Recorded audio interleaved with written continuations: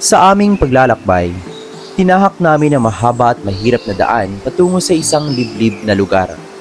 Dumaan kami sa matatarik na bahagi ng bundok, makikitid na landas, at mga daang napapalibutan ng matataas na damo at makakapal na halaman. Habang patuloy kaming sumusulong, unti-unti naming natuklasan ang mga simpleng kabahayan na nakatago sa gitna ng kalikasan. Malayo sa ingay at gulo ng syudad. Dito namumuhay ang mga pamilyang may sariling kwento ng pagsisikap, pagtitiis at pangarap sa kabila ng mga hamon ng kanilang araw-araw na buhay.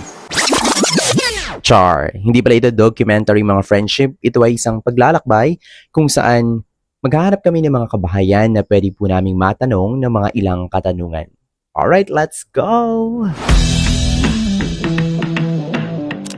Ato, may nakita kami. Sige, ano yung te? Pakabuhian? Nanong sa bukid mama Oo, kasi bukid, no? Hindi ka naman pwedeng mangisda dito kasi wala namang dagat. Oo, kaya tama lang din talaga na pagsasaka. Huwag ka magpamasada. Wala kayong motor? Ay, naku, sayang. Bibigyan ko sana. Wow! Wow, ah.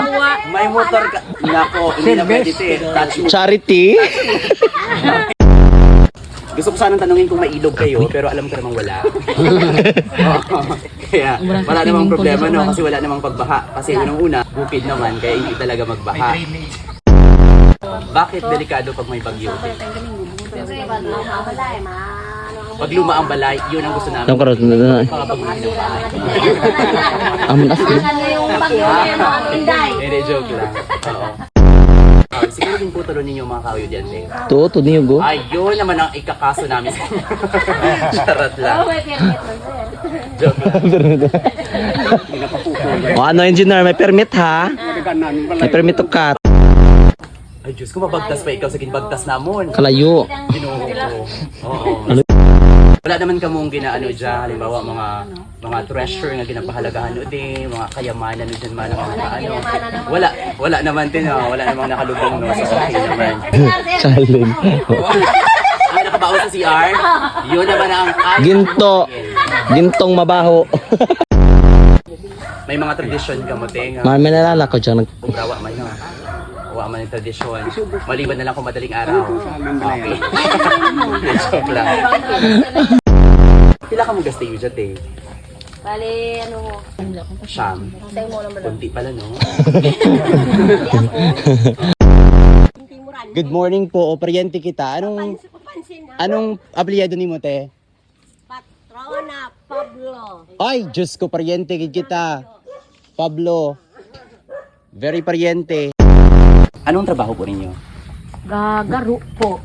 All around sa bahay.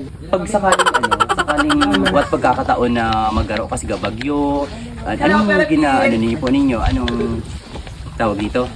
Ibang source of income, anong trabaho po ninyo? Walang trabaho po, bagyo. O sa bagay tama nga naman, pag may bagyo wala talagang trabaho, no? Kasi may mga pagkakataon na hindi kita makapananom, tama po? Opo. Hindi kita kapananom kasi grabing init, like March, di ba? Wala namang pananom pag March. Anong source of income? Ay, hindi niya nag-extra. Extra ng service? Anong extra? Ilang to igro ni Kawante? Bao, sa ngayon po, 59 years old na po. 59 years old. Sige, isin na lang yung basa. Kaysa labas ka pa, tamaan ka pa ng hero dyan. Tapos pag abutig to, ilis na lang, no? Bukas pa po, pag wala ng bagyo, sige lang, sige lang. Eh, mo pa lang ito ang pagkailis ninyo. Oo, ay, Pagkaaga pa. siyempre, alam Mariuso, basa na ka mo, no? maghalungkat pa siya ng Lamig. gamit, emergency po yun. Eh, paano kung nagapangilat? Diretso lang, dalagan lang. Pikit ang mata.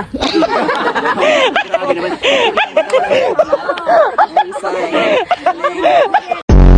Nag-a-attend ka mo at assembly meeting po? Abo, mabilis ha, gibis ya, sir. Ay, very good. Oh, wow. Dapat nag-a-attend din, no? Para at least siya natin kung anong mga problema sa barangay. At saka pwede natong ihain din kung anong problema natin sa barangay, no?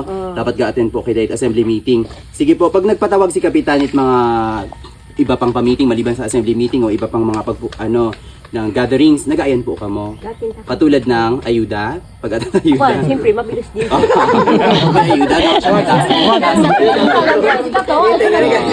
Bilis na kamitin nyo. Watayo, di ba? Mabilis, Pag ayuda, di ba, may no? watalayo. Di ba? Oo. Anong trabaho po ninyo dati sa Boracay? Massage. Magpamassage ako yung nagat. Charot Yan, lang. ang tikaw ko. Senior na si nanay. Pero hindi alata kay nanay nga senior ha. Eh, ha? Nagpatina ka na no? Hindi na raw si nanay. Nagpatina ikaw na. Dahil siya ni mo may interview kami. Hindi alam lolo. Siyaw. Hindi joke lang. Ikaw Hi, friend. Yan o kabugo. Daw ginasulang go. Daw ginasulang ikaw friendship. There you have it mga friendship at yun na nga natapos ng aming masayang paglalakbay at masayang pakikipag-usap sa ating mga kababayan dito sa Barangay Kumbot. Siyempre, maraming salamat. Kailangan po nating pasalamatan ang ating mga kasamahan, ang ating mga volunteers, ang ating mga barangay officials at mga LGU employees na nakasama po natin para sa pakikipagtalamiyam sa ating mga kababayan. At medyo pagod pero alam kong nasihan po sila, nag-enjoy po sila sa mga kaganapang naganap sa aming paglalakbay. Maraming salamat and God bless everyone.